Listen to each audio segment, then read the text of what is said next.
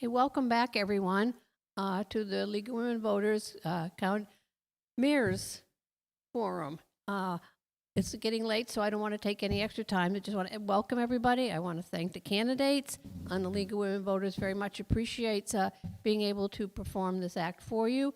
And I'm going to turn it over to our moderator today, who is Professor of Public and International Affairs at the University of North Carolina, Wilmington. So I'm turning it over to Professor Ramon Kleinberg. Thank you. Good afternoon, everyone. Welcome back. We're going to pretty much do the same format. Welcome panel, mayoral candidates. I will be giving you each 3 minutes to do your opening, your introduction, and your vision statement. And then you'll get 90 seconds to answer each question, and then 2 minutes to summarize your mandate going in as incoming mayor. 2 minutes. Is that all right? Okay. I said 3 originally, but anyway. Okay. 3 minutes to begin. So you'll have 3 minutes. Let's begin with Luann Earnhardt. Hi, thank you to the League of Women Voters and to the Bald Head Island Association for hosting our candidate forum today. I'm a wife, mother, grandmother, nurse practitioner, and an island business owner. I first came to the island in the early 80s, back during the Generator Society days. Spent many years vacationing here and purchased our home in 2018. My diverse background includes 10 years of work with the City of Statesville Recreation and Parks Department, where I served on numerous regional, state, and national level committees.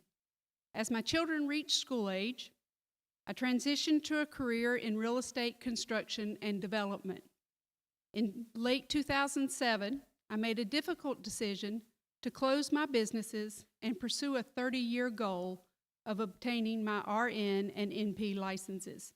In January of this year, I opened the first year-round medical clinic on Bald Head Island.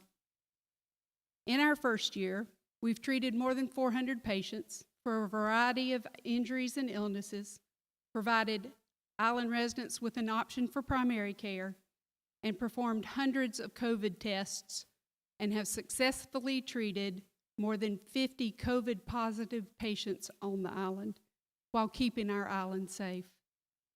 I love Bald Head Island, but I'm concerned with the many issues our island faces today. The Mitchell family had a clear vision for our island to create a viable, premier island community where people may live in harmony with nature and each other. Never could George or Cynthia Mitchell ever have envisioned the current level of discord and lack of transparency we now face today. The future of the ferry system, for which the village has no purchase agreement and is not in negotiations for, has sucked the life out of this island. We've divided friendships, and we've placed back on the back burner important issues such as road improvements, environmental issues, public safety, and waste and freshwater expansion. The island is at a tipping point, and I believe you, the voter, have a clear choice. The choice between action and inaction, between talking points and building the right relationships, between hypotheticals and reality. My name is Lou Earnhardt, and I'm running for mayor together with my team, Robert Drumheller and Nathan McBrayer. We will preserve and restore the heart and soul of our island. Thank you. Mr. Quinn. I also want to thank you for hosting this. We're at a critical stage right now in the campaign where all the voters should know exactly what their candidates are running on, where they stand on different. I've been sending letters out to all of you. I hope you've taken the time to read them. They're my positions. Today, I just want to look at an outline of what I really believe in. I believe that we should continue, and continue is the operative word here. I think we should continue protecting our infrastructure, both the natural and the built environment. We've been working with professionals on doing this. We should continue doing that. We should continue enhancing our stormwater management. Active now, but there's been additions that are going on all the time. We need to educate all the public on our emergency action plan. When something happens here, we should know how to get off the island, what the evacuation plan is, and as importantly, how to get back on, what that plan is. Second thing that I'm really think is important is that we have to envision what the future is. Right now, we have a number of projects in construction. We need to have the integrity and the humility to look at some of our projects, look at where they're not meeting our expectations, and enhance them. We need to be looking at the projects that we have in planning right now. We have a staff that needs professional office space to do what they need to do. I want to live in a community where everybody has access to the beach. And I also want to live in a community where we can have collaboration on our dreams. The third thing that I think is really critical is that we have to take responsibility and accountability for what we're doing with respect to the ferry. This is our most critical utility. The idea of somebody else having control over it is just, I can't understand why anybody.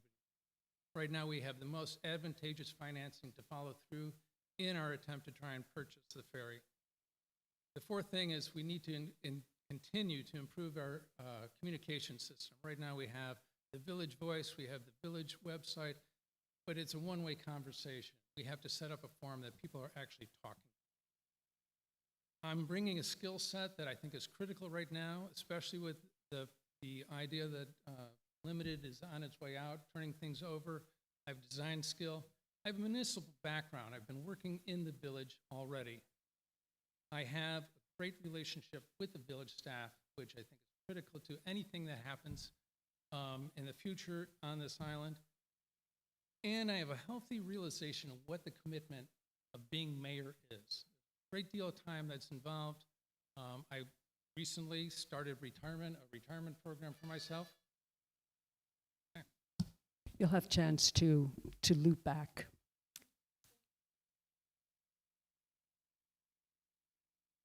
You can't hear me or you can? Is it on? Okay. Okay. I'm going to begin with my first question, and both of you have noted them in your statements, your opening statement and your bios, and that is the transportation system, which you know that is one of the key issues of concern to the island community. Can you address this issue by stating your position on ownership of the island's transportation system? I'll begin with you, Mr. Quinn. Okay. I think the best situation is if the village has ownership of the ferry system. More importantly, I think we need to control the ferry system, whether we actually own it or we have a strong voice in the management of it. There's an issue of accountability that I think is lacking right now in the TA's approach to the ferry. If there's something that goes wrong, I don't even know who I'd approach to remedy the situation.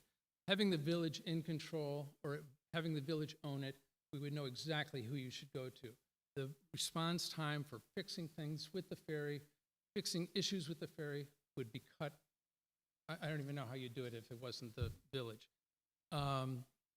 Also, the village has a financial plan that is so much more advantageous than the Transportation Authority, and it would allow us to start dumping money back into improving the ferry system that everybody agrees right now is in disarray. There's also the issue of land management that is around the marina. Right now, with the plan, the TA is limited to how they can fix to the piece of property that it's actually on. The village would be in a position that either through eminent domain or working with Limited, we could be purchasing more property around the marina to actually improve the situation. Thank you. Ms. Ehrenhardt? I am 100% in favor of the Bald Head Island Transportation Authority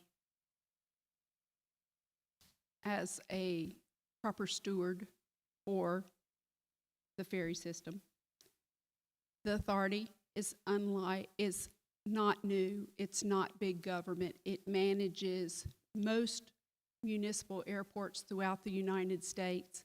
It manages the Port Authority in New York. It manages a ferry system in Seattle. The structure of an authority is not new. Our local authority was incorporated by the village. The village is the authority. It's a portion of the authority. It also encompasses Southport and Brunswick County because they are stakeholders. They are riders. People from those communities ride the ferry. And we still go back to the same point. The village has no purchase agreement to buy the ferry. They're not in negotiations, and Limited has said, as has the Mitchell family, that they will not sell to the village. This effort is in fact making it more evident that we may be facing a ferry system purchased by private equity. Thank you, Ms. Ehrenhardt. Yeah, there's a related question with respect to the possibility of using geo bonds or revenue bonds, and which of the two would you support? And if the geo bond is passed, what would the financial impact on the village be if that's what is chosen? Can you provide facts that support your position? Mr. Quinn? Sure. The difference between the geo bond and the revenue bond, I think everybody here has already heard the difference. I don't think we need to get into Yes. that. But I think the big difference in the situation is that the revenue bond has some, I call them closing costs, it's the wrong word for it, but the geo bond doesn't. And the advantageous interest rate, the advantageous closing costs make it so that we can start plowing money right back into the ferry system and improving the system as it is. The plan right now, we would be putting back as much as $5 million right in the very beginning of our purchase. And in addition to that, there'd be $450 plus or minus dollars per year just in interest savings that can be put back into the ferry system. The fear of the geo bond, the geo bond is tax-based. That's why we get a special interest rate. The geo bond is also, from our perspective, it will function for us the same as a revenue bond. The revenue bond is going to carry the load that the geo bond, the debt service that the geo bond has. There's no reason to believe that it shouldn't. If it doesn't, the revenue bond wouldn't work either. In addition to that, by going the geo bond route, we're in the position, like the revenue bond, of increasing ferry tickets or reduce. Thank you. Ms. Ehrenhardt? So we know the difference in a geo bond and a revenue bond. The geo bond is insured by our taxes. It's the backup if the revenue's not there. The revenue bonds proposed by the Bald Head Island Transportation Authority has reserves in place. That's where the money difference is. We don't live in a perfect world. We could have another Hurricane Florence where the island's shut down for 60 days or 30 days and ridership is significantly down. In that case, who's going to pick up the pieces? We as taxpayers are. Suppose we have another recession. We had one in 2007. Most of us lived through it. We do not know what the future holds. It's unknowable, and we need to be practical in our approach. We also hear from the village's bond dealings with the LGC that they say that the majority of owners support their purchase of the village's purchase of the system. Simply not true. We have surveys done by the association that show the majority do not support it, and the majority of people we talk to don't support the purchase by the village. Thank you. Now, in addition to the transportation system, community members, of course, have cited other issues that are of key concern. 3 in particular include beach nourishment, Wilmington port access, and offshore wind turbines. Can you choose one of these issues and describe your position on it and why you've taken that position? Mr. Quinn? Okay. It's a beach renourishment. So beach renourishment is an ongoing issue. It's a generational program on this island. We have professionals working with us that literally provide us reports every year monitoring the beaches. We have programs set up and their recommendations to take care of the beaches. We have the groin system, the permanent groin, which is a permeable groin that has been helping and has been very successful down at the end of out at the point.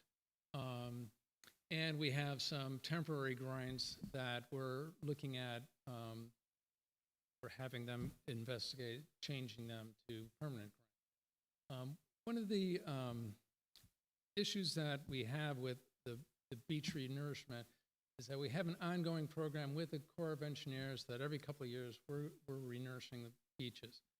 We also have put together we've made applications for a new borrow site for sand, just in case the situation gets in in case we get in a backup situation. I'm afraid I'm not explaining this well. It's one of those things that's just, I'll sit there. Thank you. Ms. Ehrenhardt. So I want to go back to the bond, the GEO bond, for 1 minute. 300 plus voters are going to make a decision that's going to put our island in debt for $54 million for the next 30 years. That's important to think about. And since Peter did beach nourishment, I'll do wind energy. Clean energy is important, and we need to continue to take strides to promote any possible clean energies that don't hurt our environment.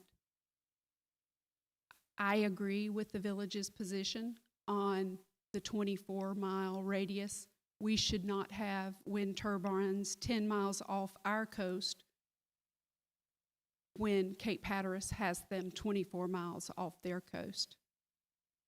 I think it's also important to note that there are other issues other than the distance.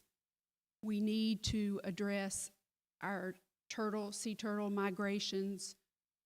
There is a large wind farm out west that came offline last month with one of the largest, in fact, because of the destruction of birds and the number of birds that were being killed in those areas. So I think we still need to do a lot of research. I'd like to approach that too, if I could. Can I address that issue? Up to you. We want to move on to our next, but I'll give you an opportunity at one point. Just a clarification question. That is, you are against GEO bonds. Is that what you were saying? Yes. Okay. Because that wasn't clarified in your first response. Now I'm going to direct this firstly to Mr. Quinn, given your background as an architect and also as a council member. There are several infrastructure improvements and village construction projects in the planning stage. Can you prioritize and address those projects you perceive as the most pressing? And what role will you play in their planning and execution? First off, I wouldn't be having an active role in any design of any activity in the village. My role right now is as an advisor or as a person that evaluates things. One of the highest priority right now, I think, that the village is confronting with construction is design guidelines for commercial properties. It was erroneously said earlier today that those don't exist. They do exist. We're in the process of editing them right now.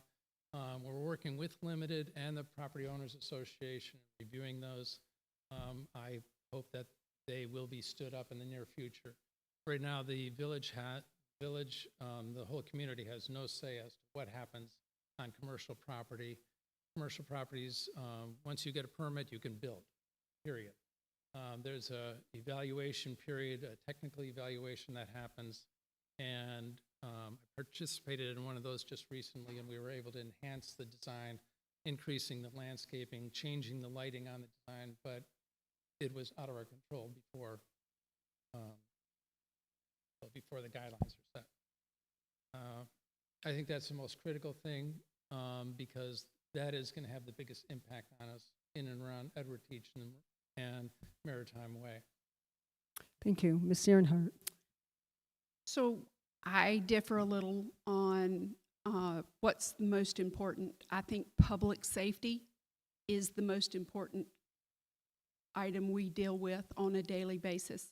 Perhaps from my medical background, I know what seconds matter, and I think our public safety department does a fabulous job, and the 6-minute response time is great.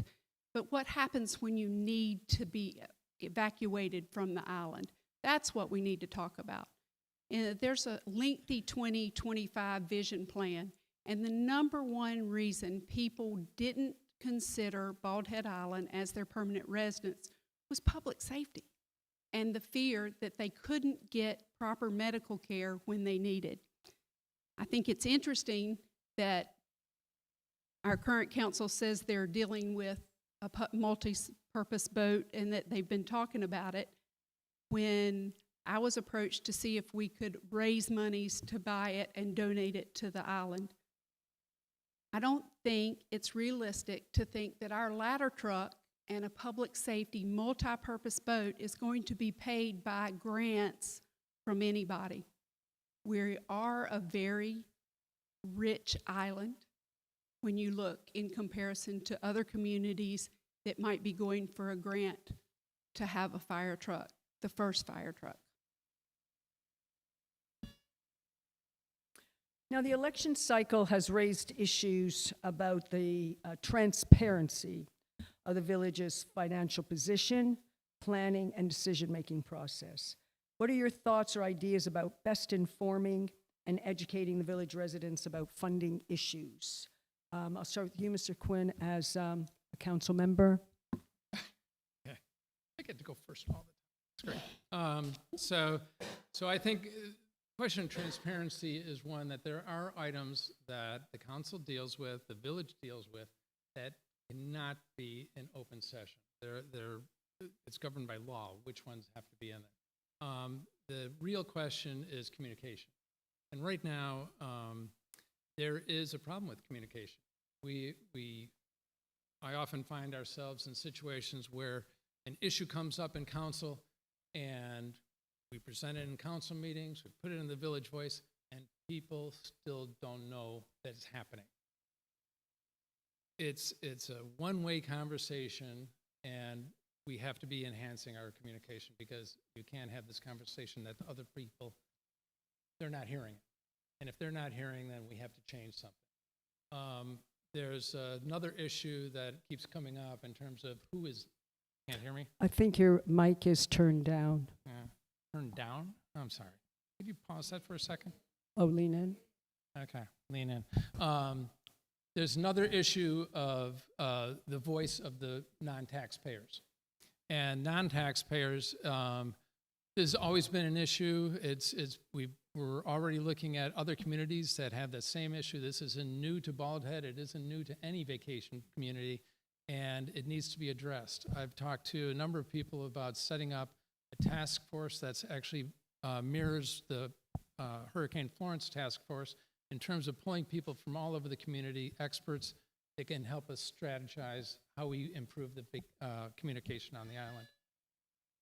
Thank you. Ms. Ehrenhart. So when Peter said non-taxpayers, I don't think he meant non-taxpayers. He meant non-residents, right? Yes. I'm sorry. Thank you. Thank you. So every voice matters. And I heard earlier 2,000 taxpayers. There are a lot of houses on the island that are owned by multiple families. So I'm guessing that number is significantly higher. We need to engage everybody in the village government transactions, their dealings. They need to have a voice.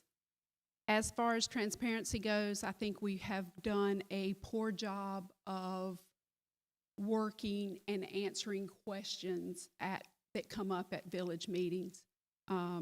There was a earlier town hall with regards to the GO bond, and there were a number of questions raised. There were no comments back to us in the town hall. That bothers me. I think there should be a two-way dialogue. We have a task force planned for non-resident owners.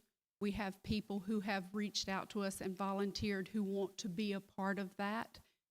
We would like to, moving forward, to have a report from them or a conversation with them at every council meeting. It is so important that every person on this island. Okay. Sorry to get you mid-sentence. What is the last part of that sentence? So it's important that everybody on the island has a time and an opportunity to express their concerns and their ideas. Okay, thank you. Now, this has been mentioned by both of you at one point or the other, that first responders, such as police, fire, and medical officers, have dwindled over the years.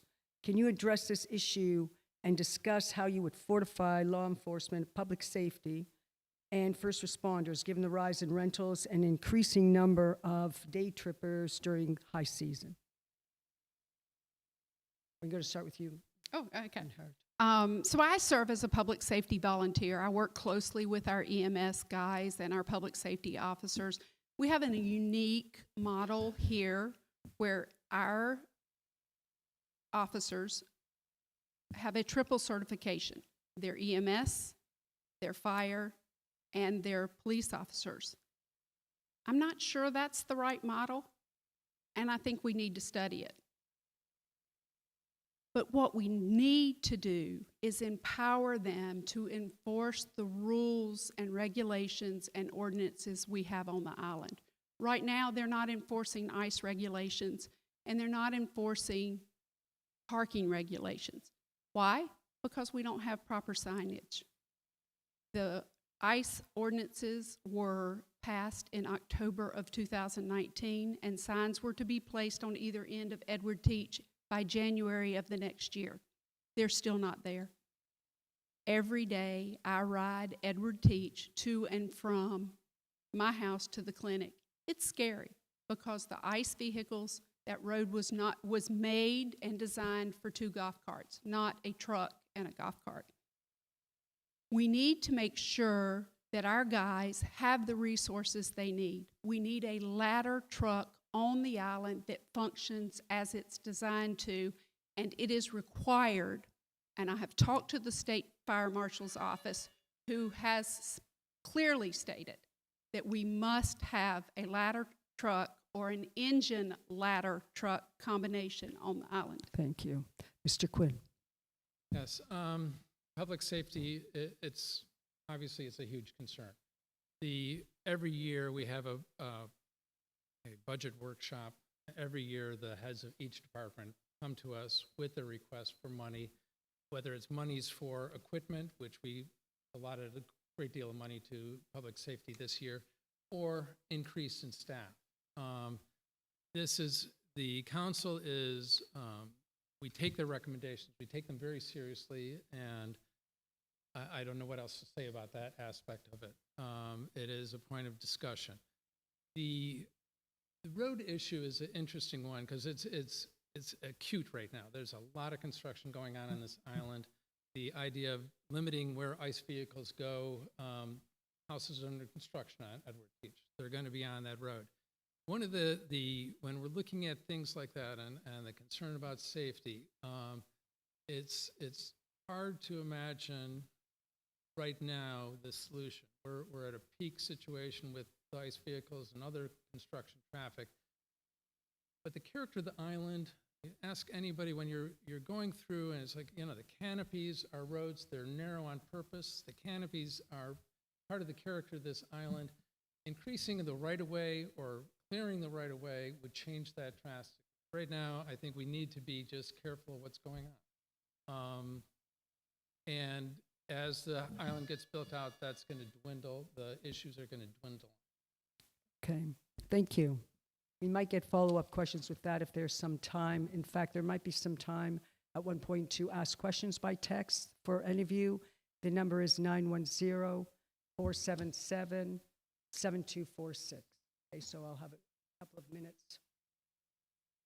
Now, next question. What are some of the actions that you would promote to ensure the protection of the island's natural habitat as it continues to develop and expands the number of visitors? In your answer, can you specify what your goals are for long-term planning for the island? Let me ask you first, Ms. Ehrenhardt. So my goals for long-term planning will be a public safety department that functions as it should and protects our residents and our structures. A recreation tourism task force that will move into the shoes that Bald Head Limited has held for years. They have an annual tourism marketing budget of $2 million in years past. Next year, that goes to $400,000. I'm guessing that in the future years, it will continue to dwindle.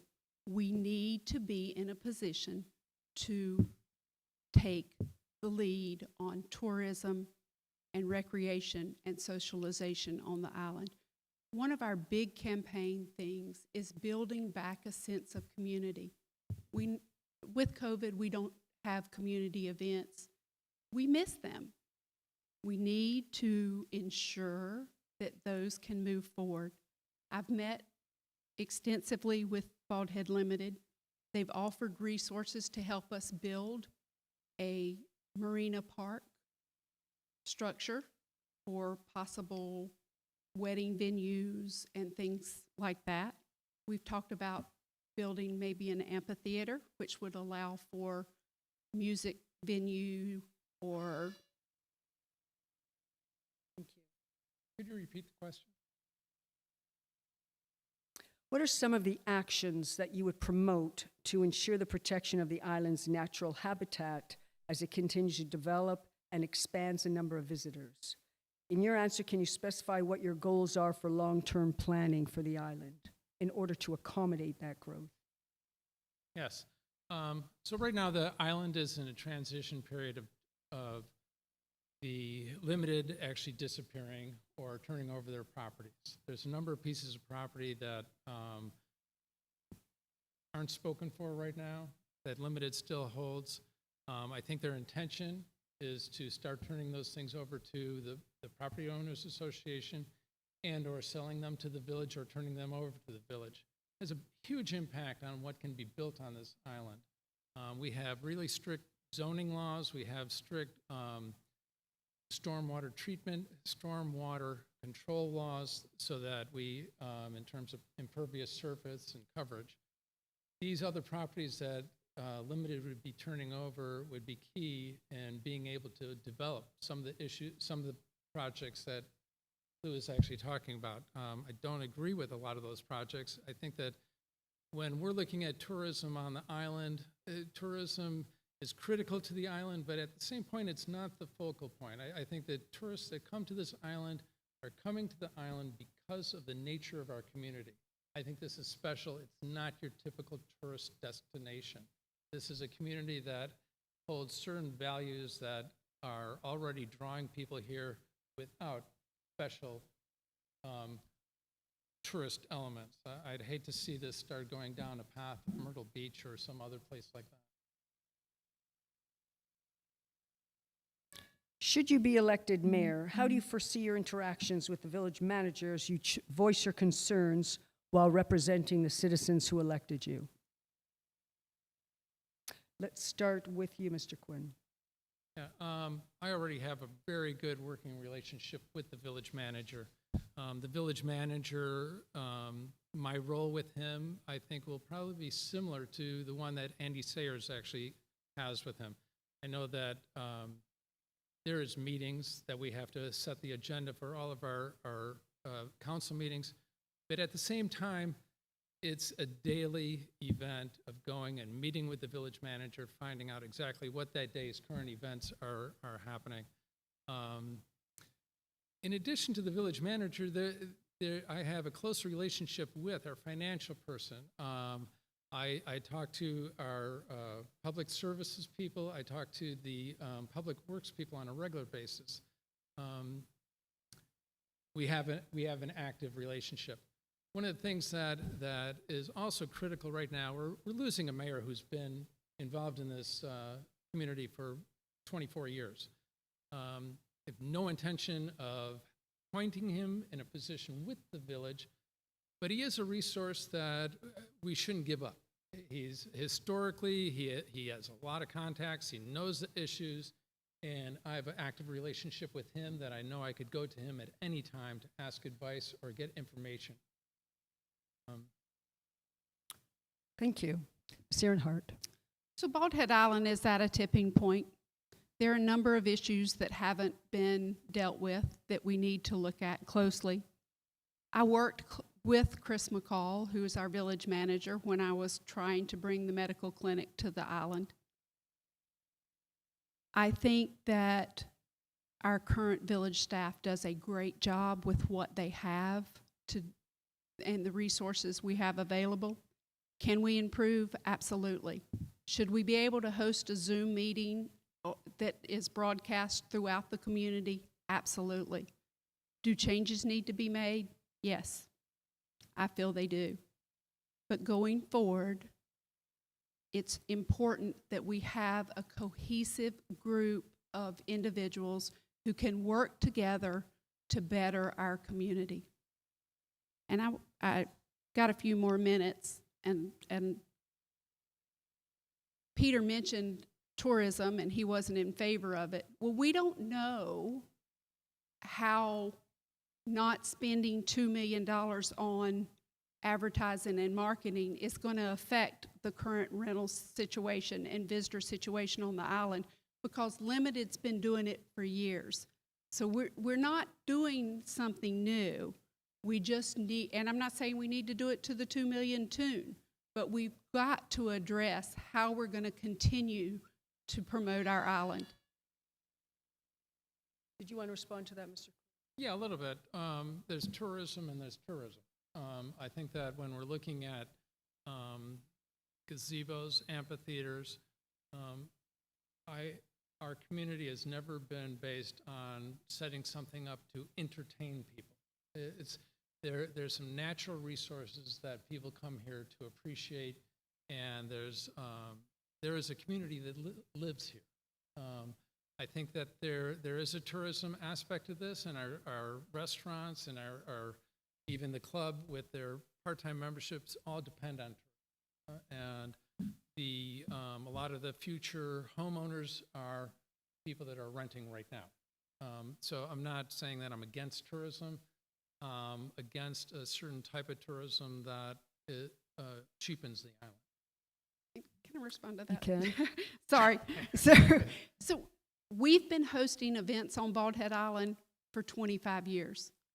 From the Embers playing in the Marina Park area to the Roast of the Coast that was our Pirates Weekend, or the fishing rodeo. These are the events we want to see continue.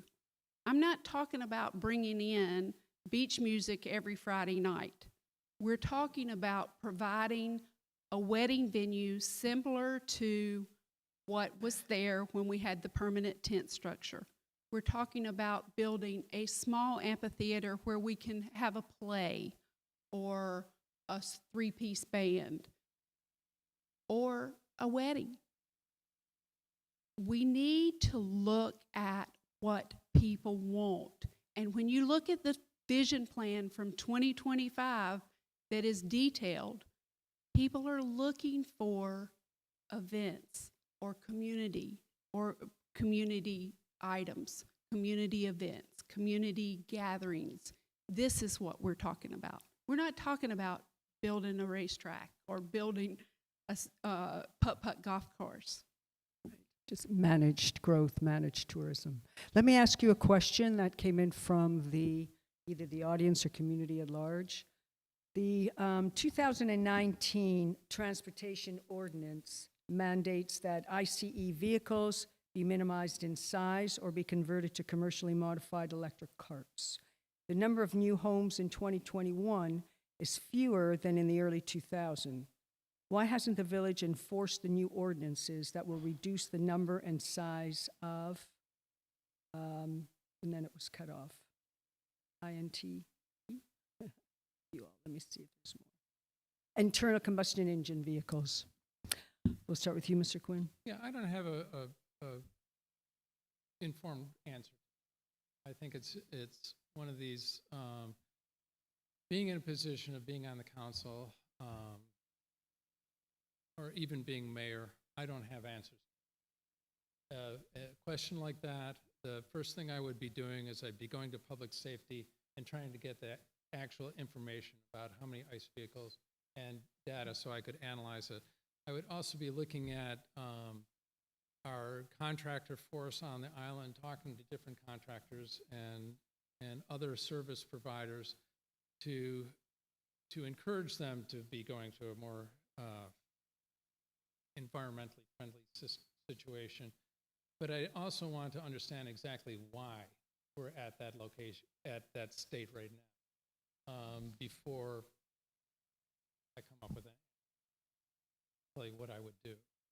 I think it's the responsible thing to do as a council member, as mayor, to be looking at all the different elements and also going back to the village manager and our community as to why we have that situation. Thank you. Ms. Ehrenhardt. So I have read in depth the transportation ordinances that were passed in October of 2019. We had a number of complaints early on in our meetings with the public about ICE vehicles on the island, the numbers, the speed they go at, the fact that they leave the radio blaring when they're going. These are all violations of the transportation ordinance. It was passed in October of 2019. Signage was to be placed at either end of Edward Teach, and the only vehicles that were allowed to ride on Edward Teach were vehicles that were working on that street. It's used as a cut-through every day by multiple vehicles. We're a golf cart community. We need to make sure that we are transitioning ICE vehicles to golf carts in 2025. We need to make sure that our contractors, emergency services, not emergency services, our contractors are planning to do that. But we also need to make sure that they have a need to have a truck on the island or a van on the island, because there are a lot of businesses that are working out of golf carts. Thank you. I have time for one more question from the community. Do you have a working relationship with surrounding community governments, and how do you prioritize those relationships and intend to establish and maintain them? Mr. Quinn? Yes, we do have a working relationship with other communities. Issue came up, the question about the wind turbines is a good example. All the communities are actually working together to address the issues that BOEM introduced. We have right now with the wind turbines, we have a losing the lobbyist in Washington working with us questions, and we are sharing all that information with other communities. The issues that Bald Head Island has are somewhat special to Bald Head Island, but like what was brought up with the transportation system, our workers are coming from all over the place. They're coming over from Brunswick County. They're coming from Wilmington. And so it is a ongoing issue that we're dealing with other communities. Thank you, Ms. Ehrenhardt. So members of our team, including myself, have met with leaders from Southport and Brunswick County. When I met with Pat Sykes, who was our representative for Brunswick County, she was not aware of any other person running for council or the fact that they had already been on council. When I went to her, I was trying to figure out why we pay Brunswick County $6 million in taxes and we don't get a lot back. So that was my plan, is to try to figure out why every other EMS department in Brunswick County got CPR vests, automatic CPR vests, and we didn't get them on Bald Head Island. She said, we don't ask. Bald Head Island Association took the lead on wind energy and dredging. Carrie and Karen Mottseller were the people that went to the 7 other communities who passed a resolution against that. Our group needs to have a voice, and the more communities involved, the more we're involved with the Cape Fear Council of Government, the louder our voice will be. These are important issues. It counts. Thank you. Now, do we have 2 minutes? Are we at the end of our? Okay. Each of you can give your 2-minute statement on your mandate as incoming mayor. We'll start with you, Mr. Quinn. Yeah, I'm not sure I heard you exactly right, but a closing statement of some kind is, yeah, so this election has been very divisive, and it's been hard for me to, deal with it. I don't, that's not how I function. Whether I win or lose this election as a council person or as the mayor, I won't be bringing that type of activity to the council. I haven't campaigned that way. That's one of the key things. I'm going to still love this island in spite of what's happened the past year. I think that right now the voters on this island are going to be in a tough position to select somebody. But I think that in the end, and I think Lou will agree with me on this, I don't want people voting for me or for Lou because they're my friends. I want the voters to be educated as to what our backgrounds are and what we'll be bringing to the table, selecting people based on their qualifications.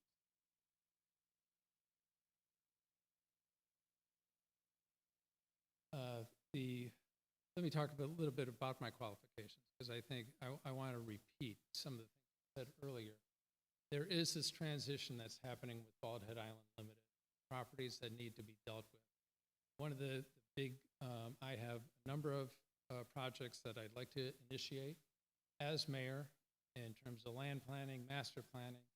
Right now, when we look at the island, one of the things I enjoy most is coming over with somebody who's never been on the island before, riding the ferry with them, and have them turn and just startled. I can't believe you live here. Then the first thing you do is you get off the ferry and you go by all the surface parking lots and kind of the bad situation right now. And I think that there is needs for us to develop master plans, connect the marina back to Lighthouse Wine. Thank you. Ms. Ehrenhardt. So now is the choosing time. Do you want to choose the status quo, or do you want to choose to restore our beautiful island and preserve its character for future generations to enjoy? If you want positive change, then I ask you to vote for Robert Drumheller, Nathan McBrayer, and me, Lou Earnhardt. Together, we pledge to represent every stakeholder. Our team reached out to all property owners and residents with our plans. We didn't contact just the voters. Why? Because we want to create an inclusive and engaged community. We've heard your concerns over ICE vehicle and parking enforcement, over stormwater and road construction needs. Our team will ensure parking and ICE ordinances are enforced, and we will not wait until 2033 for complete road construction. We will pause plans for additional capital improvements, such as the new Village Hall, until we can explore less costly options and prioritize current needs. We will work closely with Bald Head Island Association to develop unified standards for protection of our trees and understories, which is critical to our island's water supply. We will adopt commercial building standards, which include adequate parking and address clear cutting. Our teams met with representatives from Southport and Brunswick County governments. We've met with the Conservancy and the Bald Head Island Association. It's my hope that through our team's proactive and inclusive approach, we can ensure the Mitchell's vision continues for years to come. That's why I'm running for mayor and why I assembled a team who has the experience to put the island back on the right track. If you want to restore and preserve the heart and soul of our island, please vote for our team. Thank you. Thank you, Ms. Earnhardt, and thank you both for your forthcoming responses and your willingness to serve as a candidate for mayor. Thank you all for coming, and I hope this response answered some of your questions about your candidates. Thank you.